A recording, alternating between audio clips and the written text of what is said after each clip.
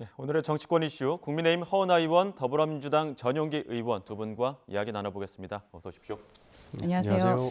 앞서 영상에서 보신 것처럼 한동훈 장관 오늘 오후에 이임식을 할 예정입니다. 지금 여당에서도 오후에 기자간담회 하면서 또 공식 발표할 것이라는 전망도 나오고 있는데 애초에는 뭐 선대위를 맡을 것이냐 비대위를 맡을 것이냐 여러 가지 좀 가능성, 경우의 수를 뒀었는데 비대위원장 수락 쪽으로 가는 것 같습니다. 비대위원장 수락 쪽으로 간 이유가 있다면, 배경이 있다면 어떤 게 있을까요? 지금 정부 여당은 지금 엄청난 위기에 있다라고 판단하신 것 같고, 예. 그리고 새로운 어떤 기대감이라던가 누군가가 상상하지 못할 방향으로 가야 된다라는 생각을 한 게 아닌가 싶고요. 우선은 70년대생의 비대위원장이라는 것도 상당히 의미 있는 부분인 것 같고요. 예. 그리고 한동훈 그 장관이 이름이 들릴 때마다 민주당에서 상당히 예민하게 반응하는 점, 그 점도 좀 긍정적으로 본 것이 아닌가 하는 생각은 듭니다. 민주당에서는 꾸준히 한동훈 장관이 나오면 땡큐다 이런 이야기 하지 않았습니까? 네. 결국에는 뭐 당정일체라는 것을 명확히 보여줬습니다. 이제 윤석열 정부의 실정을 국민의힘이 회피하거나 피할 수는 없는 그런 상태가 됐다라고 말씀드리고 싶습니다. 저희는 한동훈 장관이 나오면 땡큐라고 하는 게요. 결국에는 한동훈 장관의 정치 초보를 지적하지 않을 수 없는데, 정치 초보라는 것은 본인의 팀만 이렇게 생각하고 남의 이야기를 잘 듣지 않는 부분들을 많이 지적을 하는데, 한동훈 장관이 어저께 기자의 질문에 그거 민주당이 시켜서 하는 거예요? 라고 반문한다거나, 거취를 묻는 김영배 의원의 질문에 그것은 혼자 궁금해 하시던가요? 라고 이야기를 했던 태도들을 보면서 아직까지 정치인으로서 본인을 지지하지 않는 사람들을 포용하기에는 부족한 지점이 많구나. 공당의 대표로서는 정말 뭐 미천 다 드러난 것 아닌가 하는 생각도 가지고 있기 때문에 그렇게 말씀을 드렸었습니다. 예, 오늘 뭐 공식 발표하고 나면은 앞으로는 3일 전에 전국이 의결을 하려면 3일 전에 전국이 공고를 해야 되기 때문에 주말 지나고 나면은 비대위원장직 수락하고 출범까지 완료가 되는 겁니까? 출범하고 비대위원들도 선임을 해야 되고 또 예. 여러 가지 이제 절차를 밟아야 되는 시간이 있죠. 좀 빠르게 하고 싶어 하시는 것 같습니다. 예, 어느 정도 뭐 다음 주 내면 그러면은 위원들 인선은 좀 머릿속에 생각해 두신 게 있을까요? 글쎄요, 뭐 제가 그분의 마음까지는 모르겠지만 이렇게 예. 빠르게 해 나가는 이유가 분명 있을 것 같다라는 생각이 들고, 예. 그 안에는 뭐 어느 것이 있을지 모르겠습니다. 한 해가 또 가고 있고 2024년도에는 새로운 모습으로 국민의힘에 그 희망을 좀 보여드리겠다라는 생각은 있으신 것 같습니다. 다만 이제 한동훈 장관이 넘어야 될 산들은 너무나 명확합니다. 저희가 여당 차기 주자의 고민이기도 할 것 같은데, 앞으로 뭐 당정 관계 이제 말씀하시고는 합니다만 어떻게 이제 용산과의 거리를 둘 것이냐, 용산과의 관계를 어떻게 할 것이냐에 대한 좀 숙제가 좀 남아 있다라는 예. 생각이 들고요.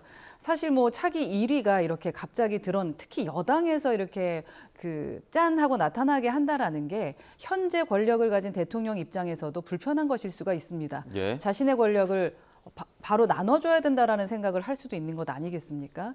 그래서 이 결정이 쉽지는 않았을 것 같다. 다만 이 결정이 긍정적으로 되기 위해서는 여러 가지가 있어야 될 것 같은데, 저는 뭐 호랑이든 아니면 고양이 목에 어떻게 방울을 달 것이냐라는 그 부분이 숙제라고 생각을 하는데요. 예. 기존의 측근들이 너무나 측근이기 때문에 할 말은 할 것이다 라는 전제를 지금 이야기하고 있습니다만, 지금까지 하지 못했던 말을 이제 와서는 할 수 있을까라는 의문도 분명히 드는 것이 사실일 겁니다. 그러니까 예. 이제 고양이 목에다가 방울을 달아야 되는데, 고양이 동생을 데리고 오면 그 방울을 어떻게 달겠다는 겁니까? 예. 사실 저는 그 대한민국이 무너져 가고 있다라는 것을 너무 뼈저리게 느끼는데요. 대한민국 기본적으로 삼권 분립이 원칙이지 않습니까? 그런데 이렇게 국무위원을 갑작스럽게 정당의 대표로 모셔오면서 이렇게 사퇴도 하지 않은 모습을 보면 삼권 분립은 손아준 게 아닌가 하는 걱정이 듭니다. 그런 차원에서 한동훈 장관의 지금 그 비대위원장 인선은 굉장히 헌정사에 큰 일을 초래할 수도 있다라는 생각도 같이 듭니다. 예, 허 의원님 말씀하신 것처럼 좀 한동훈 장관이 넘어야 할 장애물들이 굉장히 많이 있습니다. 가장 먼저 이준석 전 대표가 또 27일 탈당을 예고한 시점도 앞두고 있는데, 오늘 아침 이준석 전 대표의 이야기도 한번 들어보시죠.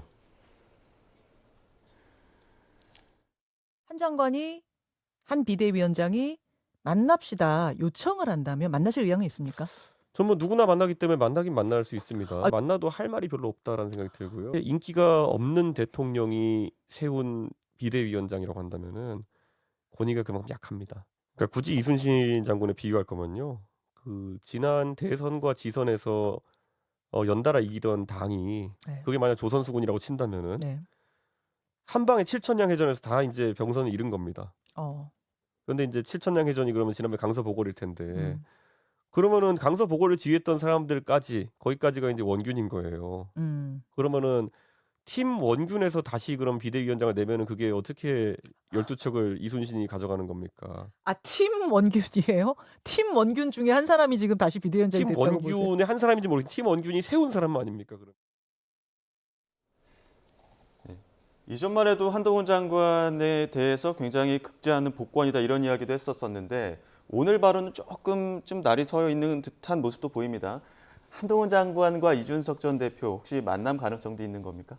네, 만날 수 있다고 생각을 합니다. 예. 손을 내밀면 손을 잡아줘야죠. 근데 그 손을 내미는 척만 할까봐 저는 좀 우려가 되는 지점이고요. 예. 사실 어떤 용산 입장에서 변화하려고 생각했고 뭐 안는다, 손을 잡는다라는 것이 있었었더라면 기존부터 할 수 있었겠죠. 예. 한동훈 장관이 비대위원장이 되면서 상정벽해 뭐 한다라는 것은 그걸 누가 갑자기 믿을 수 있을까 하는 생각을 예. 이준석 대표가 하는 것이 아닌가 싶고 예. 그리고 이준석 전 대표 같은 경우는 이제 27일을 본인이 탈당 여부라던가 방향을 이제 선언하기로 했었는데 그거 좀 물빼기, 그러니까 김빼기 한다라는 느낌도 들 수 있고요. 예. 그래서 여러 가지 좀 생각이 들 것 같습니다. 이준석 대표라던가 기본적으로 뭐 비명이란 비윤 같은 경우도요. 예. 기본적으로 뭐 잘한다 못한다라는 건 그냥 솔직하게 다 말하면 되는 거지 뭐 이렇게 민감하게 받아들이고 있는 것 같지는 않습니다. 예. 잘하면 잘하는 대로 못하면 못하는 대로 기존에 뭐 극지 않은 복권이다라고 했는데 예. 이제 어제 조금 전에 정용기 의원님 잠깐 말씀하셨던 것처럼 엊그제부터 약간 이제 긁어가고 있는데 예. 그 안에서 이제 긍정적인 단어가 안 보이는 것 같다라는 것 때문에 저러한 이야기를 한 것이 아닌가 싶습니다. 예. 그러니까 만나도 답이 없는 상황인 것이죠. 결국에는 한동훈 장관이 이준석 대표한테 할 수 있는 말은 이제 그렇게 하지 말고 당에서 한번 통합을 해보자라고 이야기를 할 수밖에 없을 것인데 이준석 대표는 이것을 받아들일 이유가 하등 없다. 저는 그렇게 생각을 합니다. 기본적으로 이준석 대표한테 무언가 요청을 할 때는 지분까지 나눠줄 생각을 가지고 있어야 될 텐데 지분을 나눠줄 수 있는 가능성은 거의 제로라고 보이고요. 예. 심지어는 아무리 못해도 대통령과 선은 그어야 된다라고 이준석 대표는 이야기를 할 건데 대통령과 선을 그을 수 있는 그런 사항조차 나오지 않을 것이기 때문에 만나도 답이 없다라는 것은 너무나도 자명한 사실 같습니다. 예. 그 이준석 전 대표 앞서 그 녹취도 들으셨겠습니다만 이순신 장군에 비유할 거면 지난 대선과 지선에서 연달아 이긴 그때 당시의 수군을 이야기해야 되지 않겠냐. 그때 당시에는 이준석 전 대표가 당을 이끌고 있었잖아요. 네네. 그런 부분은 좀 약간 뉘앙스를 좀 풍기는 것 같습니다. 거기에 중심을 뒀다기보다는 예. 이기던 군대가 예. 이렇게까지 지게 된 것에 대한 안타까움, 왜 이렇게 12척밖에 안 남았을까에 대한 안타까움을 얘기한 거라고 생각하고요. 예. 충분히 지속적으로 이제 그 승리의 모습으로 갈 수 있는데 우리가 지금 또 이제 기운이 좀 많이 빠졌잖아요. 예. 그런 부분의 아쉬움을 말씀하신 거라고 생각합니다. 기운이 좀 빠졌다 이런 말씀, 그러니까 국민의힘이 네, 말씀하신 국민의힘이요. 거죠? 네. 27일 탈당한다고 예고한 지금 날짜로 치면은 한 6일, 일주일도 채 안 남았는데 이거 지금 어떻게 지금 상황이 좀 돌아가고 있습니까? 예정대로 준비한 대로 예. 지금 걸어가고 계신 것 같습니다. 함께 하실 생각이십니까? 그 부분에 대해서는 저는 좀 말을 좀 아낄 때라고 좀 생각을 하고 있습니다. 아시다시피 뭐 저는 그게 당인의 자세라고 생각을 하고요. 예. 그리고 저 같은 경우는 탈당을 만약에 하게 된다면은 의원직을 사퇴해야 되는 부분이기 때문에 이 어떠한 선택을 하더라도 지금의 일을 이렇게 가볍게 말할 수 있는 상황이 아니라 예, 그런 부분이 있어서 만약에 뭐 27일에 이준석 대표가 예. 뭐 입장을 밝히게 된다면 예. 그런다면 저도 늦지 않게 그 시일 내에 제 거취를 뭐 말할 예정입니다. 예. 왜냐하면 이제 천하 용인 네 분 중에 천하람 그 당협위원장은 이미 어느 정도 좀 거취를 밝힌 부분이 있어서 순천을로 출마를 하겠다, 국민의힘으로 출마를 하겠다 이런 좀 의사를 밝혀서 이준석 신당에 대해서 어떻게 바라보고 계십니까? 그러니까 기본적으로 다른 외부 정당을 만들겠다라고 하는 것들은 성공한 사례가 대한민국에서는 없는 것 같습니다. 예. 과거에 가장 센세이션이었던 새정치를 이야기하면서 나가셨던 안철수 대표, 예. 결국에는 망가지는 당을 운영하게 됐던 것이죠. 이런 것들을 봤을 때 뭐 천하람 당협위원장 같은 경우에도 국민의힘을 버리고 신당에 합류한들 성공할 수 없다라고 보고 있는 것 같습니다. 여기에서 기본적으로 이준석 신당이 성공하려면 정확하게 그 윤석열 정부와의 선을 좀 그어줄 필요가 있는데 그 부분에서도 성공할 가능성이 좀 낮아지지 않았나 저는 보고 있고, 추가적으로 성공할 케이스는 하나는 또 있다고 봅니다. 한동훈 비대위원장이 오면서 강력한 이렇게 소위 칼질이 일어날 텐데, 거기에서 벗어난 사람들이 이준석 신당으로 대거 유입될 경우에는 신당을 성공할 수 있는 가능성도 조금 보이고 있다 정도로 평가할 수 있을 것 같습니다. 예. 지금 신당 이익 네, 지금 말씀하신 예. 부분에 대해서는 좀 동의하기가 좀 어려워가지고 예. 상당히 그 이 대표가 정말 아주 진지하고 절박한 마음으로 준비하고 있다. 그리고 그 부분에 대해서 이 창당에 임하는 자세에 대해서 천하용인 누구도 반발하거나 동의하지 않는 바가 없습니다. 그 마음에 대해서는. 다만 저희는 당인이기 때문에 지금의 이 결정이 완료가 되지 않았을 때 어떠한 발언을 하는 것이 온당해 보이지 않는다라고 예. 생각하고 있는 것입니다. 예. 일부러 이준석 신당을 이렇게 평가절하하려고 한 것은 아니고요. 기본적으로 지금 저희도 이낙연 신당도 있고 이준석 신당도 있고 여러 신당들이 출범하고 있지 않습니까?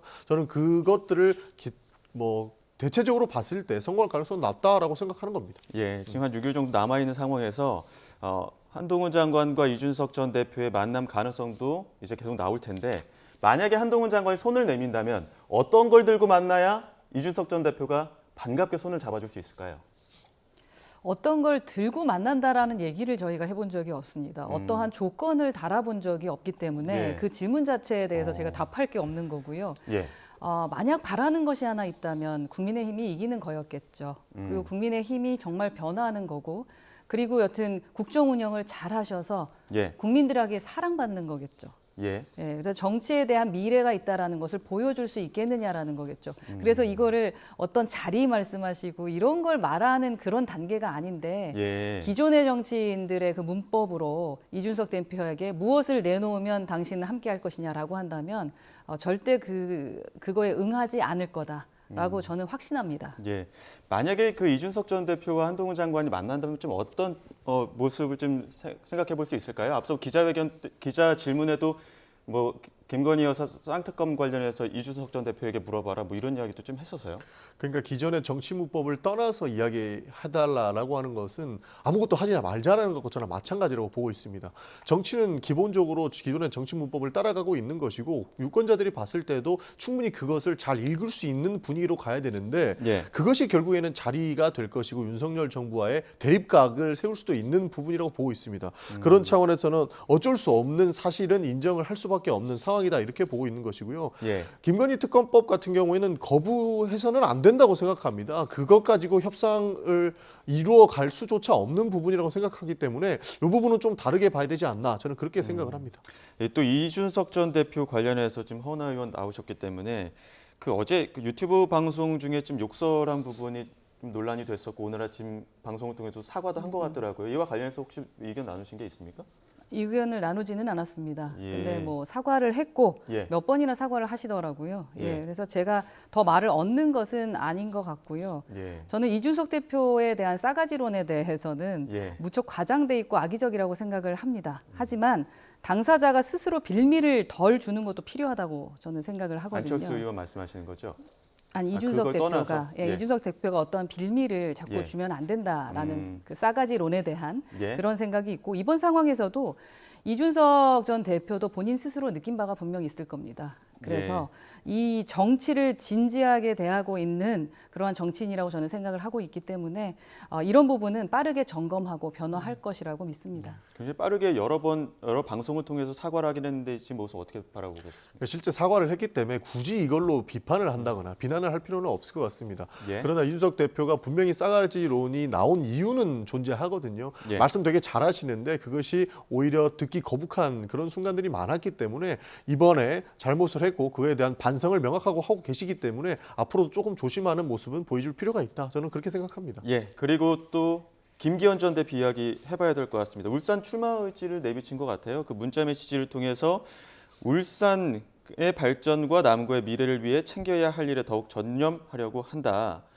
혹시라도 이제 불출마는 당내에서 계속 요구된 부분이었었는데 이게 불출마 안 하게 된다 그러면 갈등의 불씨는 아직까지 남아 있는 거 아닙니까? 네, 이게 이제 한동훈 장관이 풀어야 될 숙제라고 생각합니다. 예. 다선이 괜히 다선이 아니거든요. 그리고 지금 당내는 완전히 진공 상태입니다. 예. 그 당대표 선거 때 김기현 대표가 현역 의원들에게 약속하신 게 있잖아요. 예. 경선이라는 부분에 대한 약속들이 있었는데 지금 그때 체결했던 수십 개의 어떤 MOU 그 종이가 다 찢어진 겁니다. 그렇기 때문에 이제 의원들도 무척 신경이 쓰일 테고 그리고 또 뭐 이뇨한 혁신위가 처음부터 다선들은 다 내보내야 된다. 삼선이 저는 그거에 대해서 동의하지는 않았습니다. 예. 왜냐하면 그 방식이 너무나 그러니까 정치를 너무 모르는 분께서 말씀하신다라는 생각이었거든요.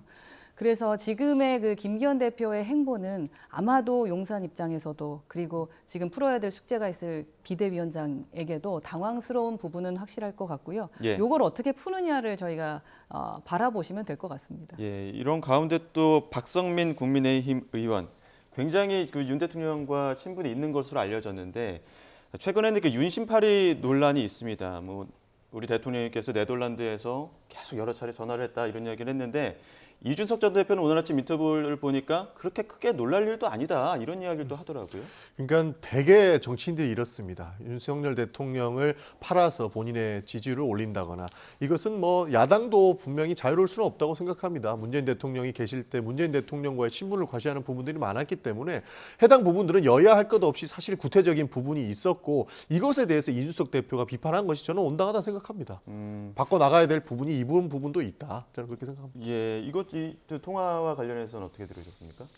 아마 이제 그 통화는 아니었던 것 같고 아, 당원들 통화를 모아놓고 이야기하는 중에 그 말씀을 하셨던 것 같은데 예. 지역에서 지역 민심을 얻기 위해 뭐 지역위원장이 그런 말씀들은 종종 하는 것으로 알고 있고요. 예. 그리고 지금 뭐 저희가 그 윤 대통령을 세울 때까지 친윤이라고 윤심팔이 안 하신 분이 어디 있었습니까? 대부분 친윤이라고 하시는 분들은 나는 윤의 마음을 얻고 있다라는 말씀들을 해왔고요. 예. 그리고 또 그러나 박성민 의원님을 제가 너무 잘 알지만 예. 윤심팔이를 하면서 본인의 자리를 그리고 뭐 권위를 세우려고 하는 그런 스타일은 아니십니다. 예. 정무적 판단을 좀 하시면서 움직이시는 분이신데 실제로 또 그 박성민 의원 같은 경우는 대통령하고 아주 가깝다라는 것은 뭐 아는 사람은 다 아는 사이고 아는 이야기이고요. 그래서 저는 이제 여기에 문제는 아마도 영남 물갈이 때문에 이거에 대해서 상당히 민감하게 사람들이 바라보는 것이 아닌가 하는 생각이 좀 듭니다. 예. 그래서 이거를 이제 김기현 대표가 이 영남 물갈이든 물갈이를 못할 것 같아서 2인자를 내세우는 것이 아니냐라는 지금 생각들을 하고 있는 것 아니겠습니까?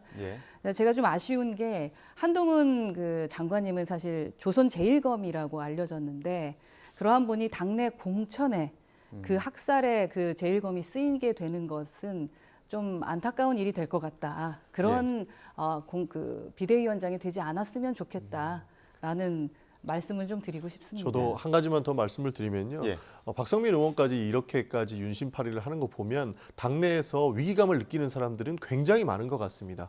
그러니까 윤심을 얻는 사람이 곧 공천이 될 것이고 다음 총선에 후보가 될 수 있는 그 지점까지 갔다라는 건데 그것은 비단 김기현 대표도 나는 울산에서 출마하겠다는 의지를 외쳤을 때 김기현마저 날릴 수 있고 그 공천 학살의 대상이 될 수 있다라고 하는 것이 결국에는 한동훈 비대위원장 그러니까 강력한 권력이 왔다라는 것으로 또 비춰질 수 있거든요.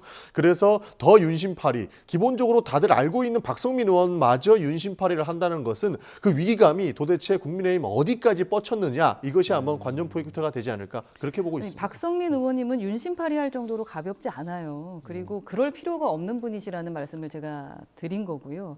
그리고 뭐 당내에서 공천을 받기 위해 윤심, 뭐 친윤이라고 하는 것처럼 민주당도 마찬가지시잖아요. 네, 이재명의 친명이냐 아니냐에 대한 것도 똑같은 분인 것 같아서 앞으로 저는 당의 비극이나 한국 정치의 비극이 되지 않으려면은 한동훈 장관이 개인 역량도 뛰어나고 상당히 희망이 있는 그런 정치를 해주실 거라는 기대가 있지 않습니까? 그러한 훌륭한 분이 와서 혹시라도 그 조선제일검이라는 것을 공천학살에 쓰지 않았으면 좋겠다라는 그런 말씀을 드린 겁니다. 그러니까 이렇게 뭐 친윤팔이나 뭐 예. 친명팔이나 이런 것은 아까 여야가 함께 있는 고질적인 문제라고 말씀을 한번 드렸던 것이고요. 그러니까 박성민 의원처럼 굳이 윤심팔이를 하지 않아도 될 뿐까지 이렇게 지역 구민들을 위해서 이야기를 하는 것들을 보면 위기감은 어느 정도 있는 것 같다. 예, 그런 예. 말씀 드린 겁니다. 그 한동훈 장관의 과제라고 해야 될까요? 지금 남아있는 뇌관도 있습니다. 28일 날 지금 본회의에서 김건희 특검법 처리를 예고한 날인데 지금 어제 한동훈 장관 기자회견도 그렇고 지금 총선 이후로 특검이 좀 넘어가는 것 아니냐 이런 분위기가 좀 감지되는 것 같은데 민주당은 어떻습니까? 전혀 동의할 수가 없습니다. 왜 총선 이후에 수사가 이루어져야 되는 것이죠? 정성호 의원도 말씀하셨던 건데 민주당에 대한 수사는 이미 총선에 맞춰서 계속되고 있는 것이고요. 뭐 피의사실 공표라든지 공무살 기밀누설죄를 하지 말라고 요청할 정도로 많은 언론에서는 민주당 수사만 하고 있습니다. 그런데 2년 가까이 끌어온 김건희 여사의 특검을 총선 이후에 해야 된다라고 하는 것은 하지 말고 한번 봐줘라라고밖에 안 느껴집니다. 예. 수사는 수사대로 진행되자고 해야 되고 특검을 거부하는 자가 범인이라고 했던 것이 국민의힘 아니었습니까? 그런 차원에서 이것은 거부할 명목이 전혀 없다. 그것은 받아들일 수 없는 제안이다라는 말씀 드리고 싶습니다. 이제 한동훈 장관은 독소 조항을 좀 걷어내고 나면 받아들일 의향이 있다 이런 뉘앙스로 얘기를 하다 보니까 그러면 결국에는 총선 이유가 되지 않을 것이냐 이런 분위기가 나오는 것 같거든요.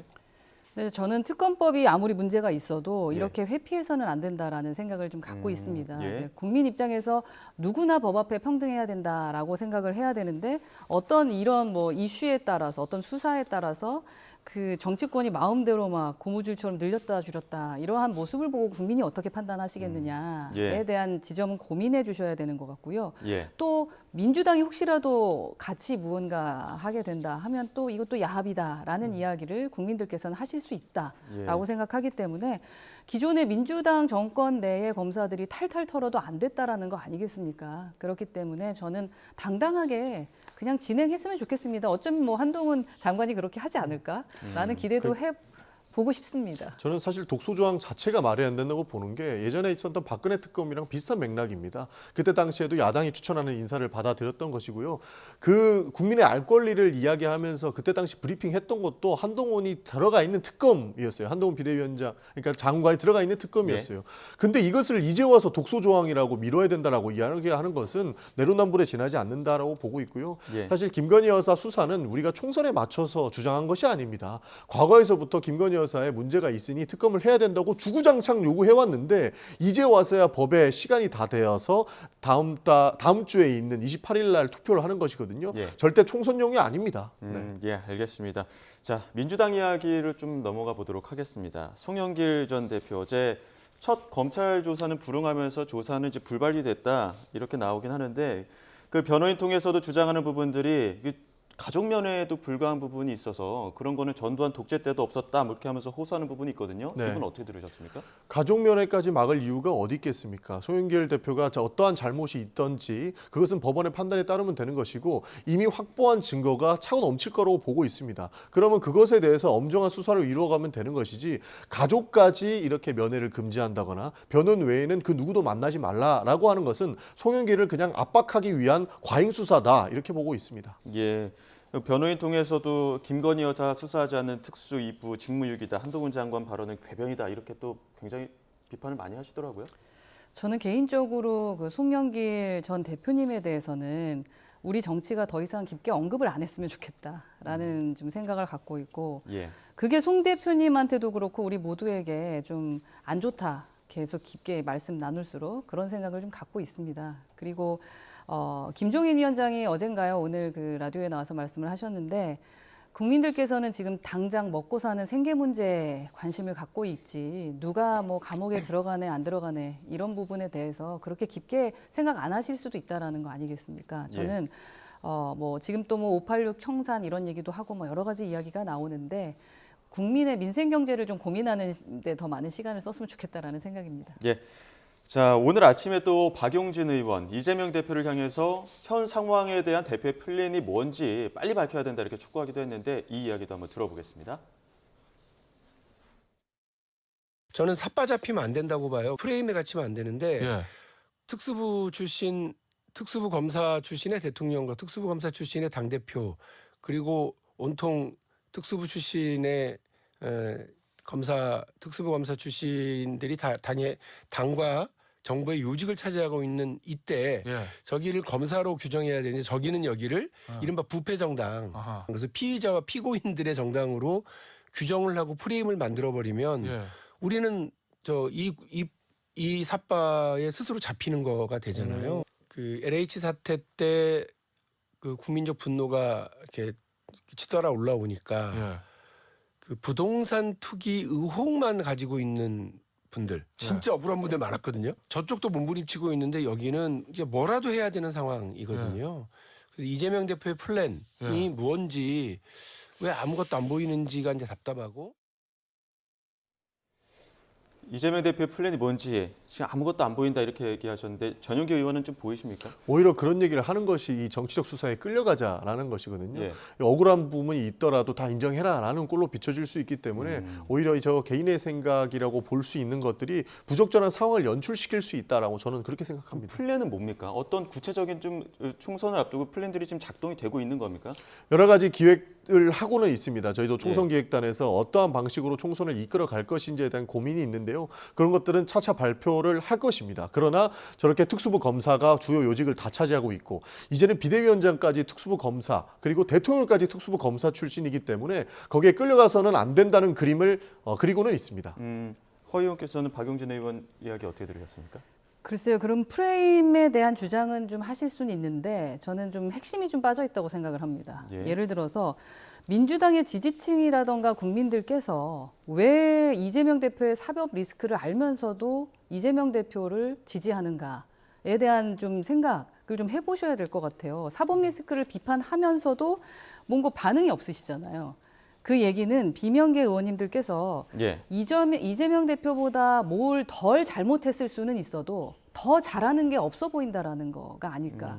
저는 사법 리스크가 없다라는 게 지지해야 될 어떤 근거가 되지는 않는다라고 생각을 합니다. 예. 그래서 뭐 저희 집도 지금 불타고 있는데 남의 당 얘기하기는 좀 뭐합니다만은 무언가 그 다음에 대안이라던가 우리는 이렇게 이끌어 갈 것이다라는 말씀들을 좀 더 많이 하고 그래서 비판보다는 어떠한 성과를 얻기 위해서 노력해 주시는 것 그러한 발언을 하면은 더 좀 이해가 될 텐데 지금의 프레임에서 사법 리스크라는 게 그렇게 큰 영향을 미치까 조금 전에 제가 김종인 전 위원장에 대해서도 얘기를 했는데 그래서 그 부분이 조금 아쉽다라는 생각은 듭니다. 사법 리스크 한마디만 더 드리면요. 당연히 민주당 꼴보기 싫겠죠. 그러니까 검사 출신의 대통령께서는 어떠한 방식을 다 쓸 거라고 생각을 합니다. 사실 그래서 저희가 한 가지 비유만 하면 군부 독재 때는 탱크를 돌렸고요. 검찰 독재는 아니죠. 검찰 정부 때는 사법 리스크를 만들어서라도 정적을 제거하고의 일환을 할 것이다. 저희는 그렇게 보고 있는 것입니다. 그래서 끌려다니지 않으려고 한다는 민주당에도 것이죠. 똑같이 그래서 말씀드리고 싶은 게 검사 독재네 뭐 검사 프레임으로 자꾸 본인들을 이렇게 그 작은데 갖추지 않으시고 미래 얘기했으면 차라리 진짜 그 소득 기본소득 관련된 얘기를 하시는 게 더 낫지 않을까 하는 생각이 드는 검사는 겁니다. 프레임이 아니고 실제 아닙니까? 실제로도 검사 출신들이 주요 보직에 다 있어요. 심지어 이번에 586 운동권 분들이 다 그 보직에 있는 것에 대해서는 그럼 어떻게 설명하실 겁니까? 저도 이건 세대 너무 교체는 해야 과거라는 된다고 거죠. 생각합니다. 그러니까 과거에 대한 얘기와 너무 프레임에 잡혀서 얘기하는 것보다는 국민들 생계에 대한 얘기, 그 미래에 대한 얘기를 하는 그러한 여당, 야당이 됐으면 좋겠습니다. 86 운동권은 이제 물러가는 세대라고 저는 생각합니다. 그리고 세대 교체 이루어야 된다고 생각을 하건데요. 지금 이들이 검사들이 장악하고 있는 이 정부는 바뀌어야 된다라고 생각합니다. 자, 지금 박용진 의원이 이야기한 것 중에는 송 전 대표 시절에 LH 그 사태 때 부동산 투기 의혹만 가지고 자 당에 나가서 의혹 이거 다 혐의 벗고 다시 들어오세요 하면서 이제 우상호 의원과도 굉장히 오랜 세월을 친한 직이었었는데 좀 서운한 관계가 되더라도 이렇게 내셨다는 거 아닙니까? 근데 지금 이제 돈봉투 의혹이 있다 보니까 이런 의원들 관련 의원들에게 혹시라도 이런 혐의를 벗고 오십시오. 이런 결단을 할 것이냐 이런 것들을 이야기하는 것 같은데 이재명 대표 이런 결단 할까요? 조금 더 봐야 될 것 같습니다. 기본적으로 사법 리스크를 만들어내는 정부라고 생각을 하기 때문에 어떠한 증거로도 증명하지 못하는 그런 상황에 직면해 있습니다. 그런데 이것을 조금 억울할지언정 나가서 해라라고 하는 것들은 오히려 더 큰 문제를 낳을 수 있다라고 보기 때문에 저는 그 부분까지 가지는 않을 것이라 저는 그렇게 보고 있습니다. 뭐 타당 저는 이야기지만 선거 때 그런 조치를 민주당이 할 수 있다고 생각을 합니다. 이재명 대표라면 더 할 수 있다고 생각을 하는 거거든요. 이재명 대표가 훌륭하셔서가 아니라 네. 송영길 대표 때문에 전국의 몇십석이 막 흔들린다? 그럼 이재명 대표가 가만히 있을까요?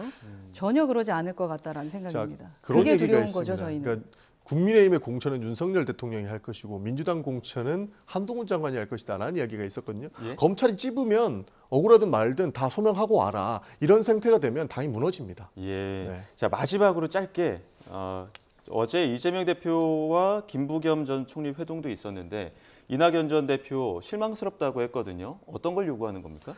그러니까 선거제 개혁이라도 뚜렷한 메시지를 냈어야 된다라고 생각하는데요. 저는 선거제도가 곧 권력 싸움으로 번지지는 않았으면 좋겠습니다. 선거제도 같은 경우에는 병립형이든 준연동형이든 정답이 없는 상태이기 때문에 이것은 우리가 토론과 설득을 통해서 바꿔나가야 되는 문제지 이것이 비단 권력투쟁으로 이용된다면 정말로 더 이상한 상황이 연출될 것 같습니다. 예, 알겠습니다. 여기까지 듣도록 하겠습니다. 지금까지 국민의힘 허은하 의원, 더불어민주당 전용기 의원 두 분과 함께했습니다. 오늘 말씀 고맙습니다. 네, 감사합니다. 감사합니다.